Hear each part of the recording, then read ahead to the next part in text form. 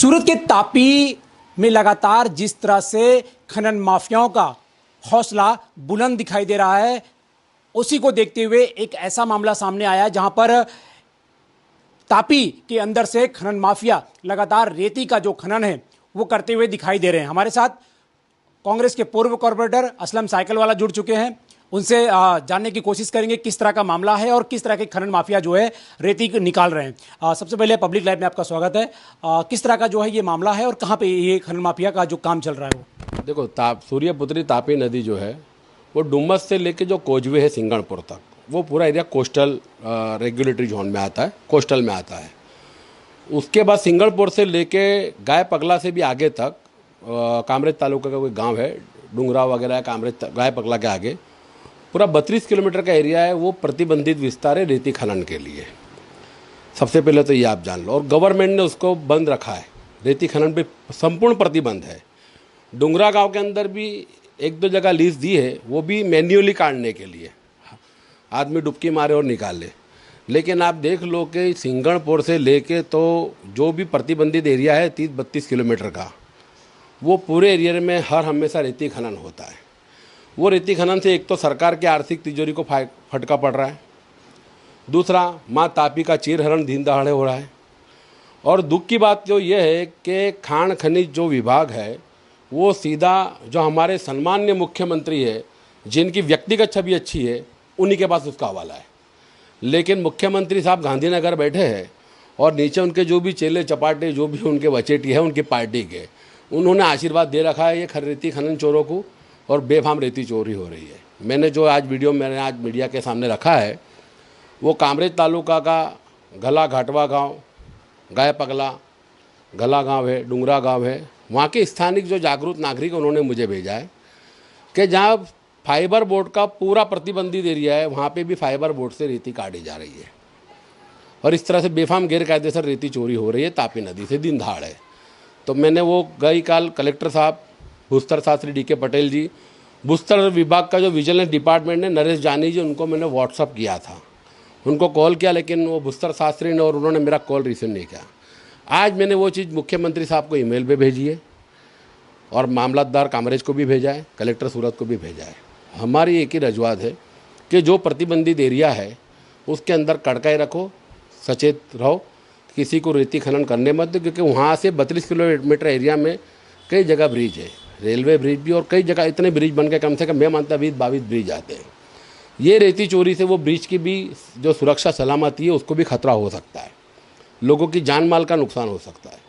एक तो कुदरती चोरी हो रही है, सरकार की तिजोरी को फायदा कुछ नहीं पहुंच रहा है, नुकसान पहुंच रहा है, माँ तापी का दिन दहाड़े चरण हो रहा है। स्थानीय गांव वालों को भी कोई फ़ायदा नहीं है, 1, 2, 5 आदमी को फ़ायदा है। गए गांव के कोई विकास के काम नहीं हो रहे वो रेती चोरों से। तो गवर्नमेंट को इस पर कड़काई रखना चाहिए और जो भी रेती चोर है उनके पर कड़क कार्रवाई करनी चाहिए। मैं तो बोलता हूँ कि ऐसे रेती चोरों पर पासा की कोई कार्रवाई करनी चाहिए। असलम भाई, खास करके बात करें तो पिछले साल अगर 2023 की बात करें तो भूस्तर विभाग जो है सूरत की, उसने काफ़ी लमसम जो है जो रॉयल्टी है वो उन्होंने अपने कब्जे में लिया है। कई सारे दंड वसूल करोड़ों में इन्होंने किया हुआ है।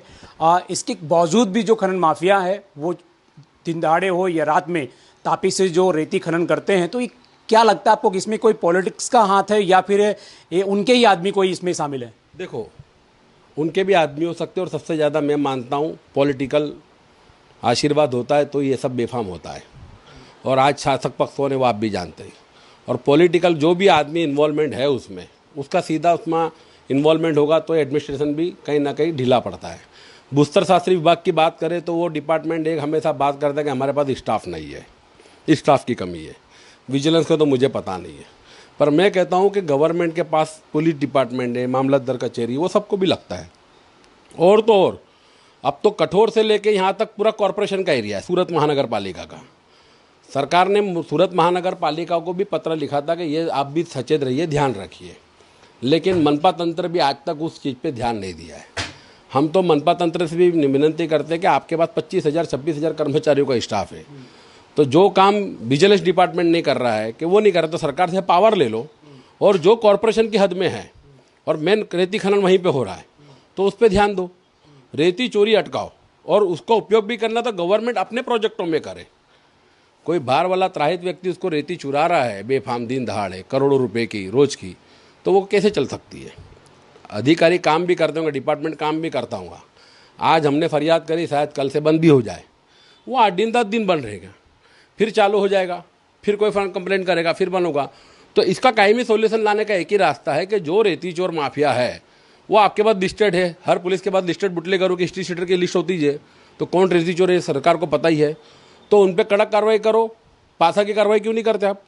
कीजिए पासा की कार्रवाई उनके ऊपर, हमारी ये बात है। तो ये थे असलम साइकिल वाला, कांग्रेस के पूर्व कॉर्पोरेटर रह चुके हैं और एक सोशल मीडिया में काफ़ी वो जो है एक चर्चा में रहते हैं। इसीलिए सूरत तापी जो है एक सुंदर तापी के नाम से जाना जाता है और तापी के अंदर से जो रेती खनन की जो चोरी होती है उसको लेकर कई बार जो है इन्होंने आवाज़ उठाई है और इस आवाज़ से राज्य सरकार के कान में भनक जो है पड़ती है, लेकिन देर से पड़ती है। खनन माफिया तब तक कई करोड़ों का चूना लगा चुके होते हैं, लेकिन खनन माफिया जो है, जो अधिकारी हैं खनन माफिया के, जो कलेक्टर के अंडर में आते हैं, ये सारे अपने आंखों पर पट्टी बांधकर बैठे हुए हैं, क्योंकि जिस तरह से खनन चोरी होती है, रेती चोरी कर रहे हैं और मैनुअल से जो इसका परमिशन दिया जाता है, कई लाखों करोड़ों रुपए की रॉयल्टी इसमें चोरी करके सरकार को आर्थिक नुकसान भी पहुंचा रहे हैं। लेकिन फिर भी आप भूस्तर शास्त्री अगर बात करें तो ये अपने आंखों पर पट्टी बांधकर बैठा है और लोगों की मांगे हैं कि इस तरह की जो अवैध कालाबाजारी जो चल रही है उसको जल्द सरकार रोके, अन्यथा इसके ऊपर कड़ी से कड़ी कार्रवाई करने के लिए जो है लोग तैयार हैं। सूरत से कैमरामैन सागर के साथ राजेश विश्वकर्मा, ब्यूरो रिपोर्ट।